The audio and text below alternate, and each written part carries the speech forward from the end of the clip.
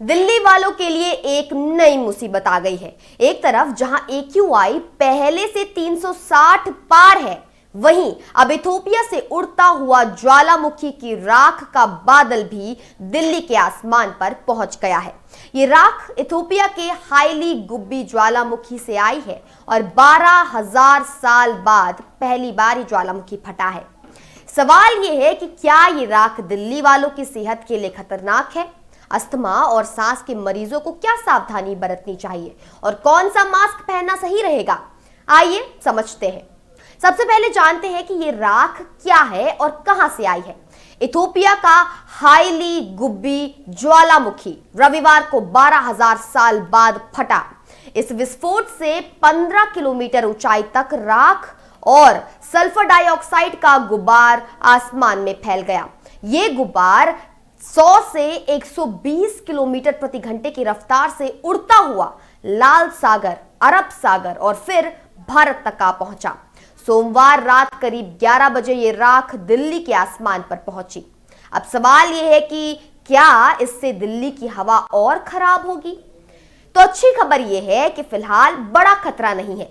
IMD के director general Mrityunjay Mohapatra के अनुसार ये राख 35,000 से 45,000 फीट की ऊंचाई पर है, यानी धरती की सतह से बहुत ऊपर।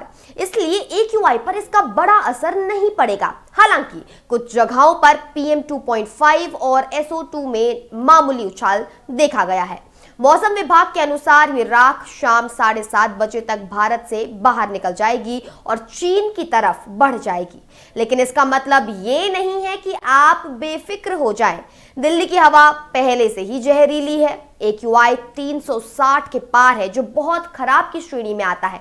ऐसे में अगर ज्वालामुखी की राख के महीन कण नीचे आते हैं तो वे सांस की नली में जाकर परेशानी पैदा कर सकते हैं। खासकर अस्थमा, ब्रोंकाइटिस, COPD या दिल के मरीजों के लिए यह खतरनाक हो सकता है। ज्वालामुखी की राख में बहुत बारीक कण होते हैं जो माइक्रोन से भी छोटे होते हैं।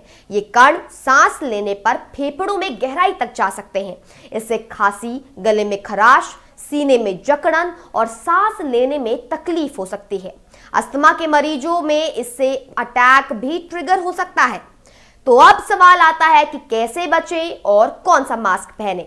सबसे पहले जितना हो सके घर के अंदर रहें, खिड़कियां और दरवाजे बंद रखें, AC या पंखे बंद रखें ताकि बाहर की हवा अंदर ना आए।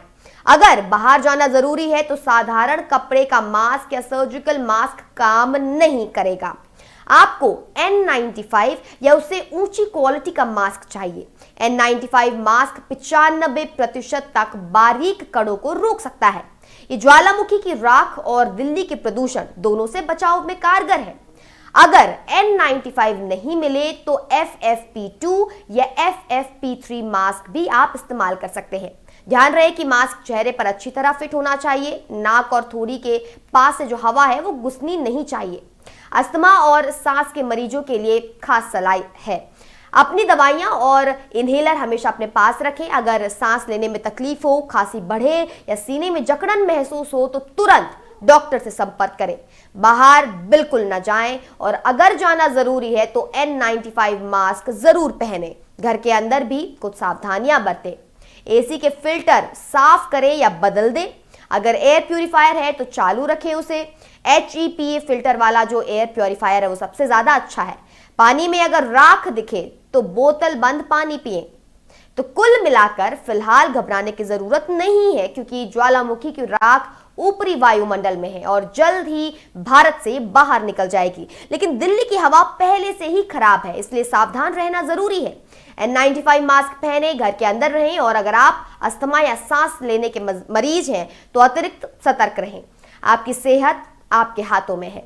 आप देख रहे थे इंडिया न्यूज का डिजिटल प्लेटफॉर्म। मैं हूं आपके साथ निकिता रावत और आप अपनी टिप्पणियां हमें कमेंट सेक्शन में जरूर दें। मिलते हैं फिर एक नई वीडियो के साथ। धन्यवाद।